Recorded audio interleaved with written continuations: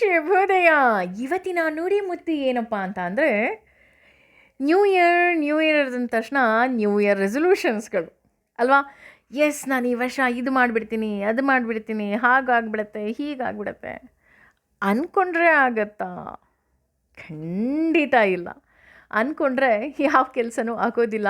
ಅಂದ್ಕೊಂಡಿದ್ದನ್ನು ನಾವು ನಮ್ಮ ತಲೆಯಲ್ಲಿ ಇಟ್ಕೊಂಡು ಅದಕ್ಕೆ ತಕ್ಕ ಹಾಗೆ ಪ್ಲ್ಯಾನ್ ಮಾಡಬೇಕು.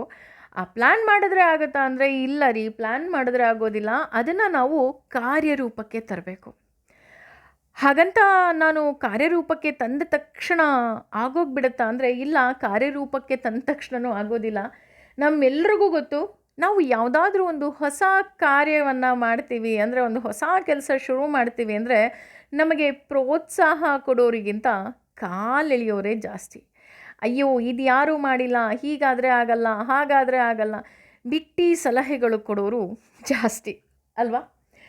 ಏನಾದರೂ ಭಿನ್ನವಾಗಿ ಮಾಡ್ತೀವಿ ಅಂತ ಪ್ರಯತ್ನ ಪಡೋದಿದ್ರೆ, ಅಯ್ಯೋ ಎಲ್ರಿಗಿಂತ ಭಿನ್ನ, ಈ ಕೆಲಸ ಯಾವತ್ತೂ ಆಗೋದಿಲ್ಲ ಅಂತ ಅಡ್ಡಗಾಲು ಹಾಕೋರೇ ಜಾಸ್ತಿ, ಕಾಲೆಳೆಯೋರೇ ಜಾಸ್ತಿ. ಇನ್ನು ನಾವು ನಮ್ಮ ಗುರಿಯ ಕಡೆಗೆ 2 ಹೆಜ್ಜೆ ಇಟ್ವಿ ಅಂತಲೇ ಇಟ್ಕೊಳ್ಳೋಣ, ಎಲ್ಲ ಧೈರ್ಯ ಮಾಡಿ. ಹಾಗೆ ಗುರಿಯ ಕಡೆ ಕಾಲಿಟ್ಟ ತಕ್ಷಣ ಮಾರ್ಗವನ್ನು ಬದಲಾಯಿಸೋದಕ್ಕೆ ಜನ ಕಾಯ್ತಾ ಇರ್ತಾರೆ. ಆದರೆ ಒಂದಂತೂ ನೆನ್ಪಿಟ್ಕೊಳ್ಳಿ, ಈ ಎಲ್ಲವನ್ನು ಮರೆತು ಕೇವಲ ನಮ್ಮ ಗುರಿಯ ಕಡೆಗೆ ನಾವು ಶ್ರಮವನ್ನು ವಹಿಸಿದಾಗ ಒಂದಲ್ಲ ಒಂದು ದಿನ ನಮಗೆ ಶ್ರೇಯಸ್ಸು ಸಿಕ್ಕೇ ಸಿಕ್ಕತ್ತೆ.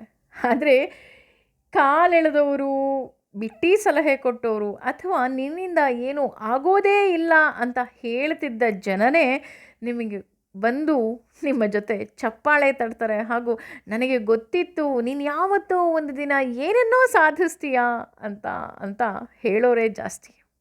ಹಾಗಾಗಿ ಜನರ ಅಭಿಪ್ರಾಯಗಳಿಗೆ ನೀವೆಂದೂ ಸಹ ಬೆಲೆ ಕೊಡಬೇಡಿ.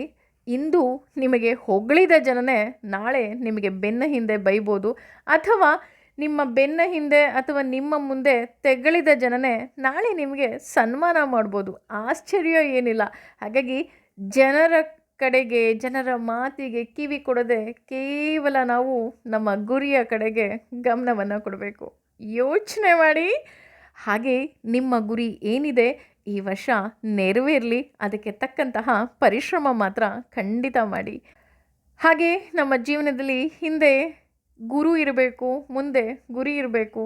ಖಂಡಿತ ನಾವು ಗುರಿಯನ್ನು ತಲುಪ್ತೀವಿ. ಕೃಷ್ಣಂ ವಂದೇ ಜಗದ್ಗುರುಂ. ಆ ಭಗವಂತ ಕೈ ಹಿಡಿದು ನಮ್ಮ ಗುರಿಯ ಕಡೆಗೆ ನಮ್ಮನ್ನು ಸಾಗಿಸಲಿ. ಏನಂತೀರಾ? ಯೋಚನೆ ಮಾಡಿ. Thank you.